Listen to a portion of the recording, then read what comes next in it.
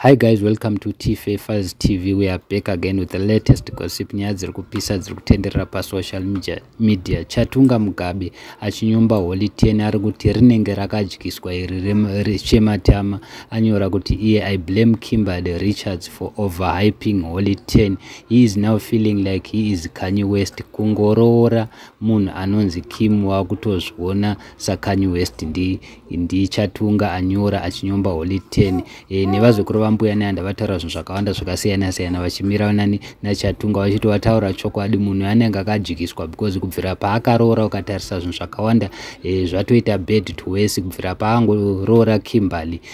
ukatarisa vana Michael Marks vakadzingwa saka iwe uri kutaura chokwadi vamwe vafa nekuseka vachiti usadaro Chatunga munzwire tsitsi nekuti Chatunga adedzera kuti Holy Ten akozviona kunge iye munhu ari kunze kwenyika because akaroora munhu anonzi Kim ari kukanganwa kuti Kim ndewe muZimbabwe asi Kim Kardashian saka Holy Ten Kim and Chatunga ngachimukombera nani na Kanye West because unoziva Kanye West akambenga akaroora Kim Kardashian asi vakazosiyana zvavo saka ndozvazvitarwa naChatunga kuti ngaadzikame mufana anonzi Holy Ten akupengeswa nemari yeZANU-PF nezve akungodzinga vanhu ngaadzikame isusu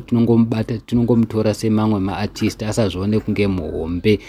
ada kuzvisa paasiri so handizi guys munoti kudi nezvesharwa naChatunga adedzera kuti rakadyiswa iri chematama iri zimfana rinozviitisa too much zvinhu zvaro zvarinoita unotongoona kuti most of the times harisi kushandisa pfungwa saka ndachingoda kuti guys mucomment down below mutiudze kuti muri kubvumirana nezviri kutaurwa naChatunga here asi vakawanda vadedza Chatunga po vataura chokwadi Kim ndiye ari kukonzeresa because vamwe vanhu vari kudedzera kuti anenge iye atoo manager asi Holy Ten toziva kuti pane mumwe munhu akadzinga aiti manager yake so in the meantime ane mumwe munhu akatsvaga but Kim ndiye anenge ari kushanda behind Holy Ten too much. Thank you so much.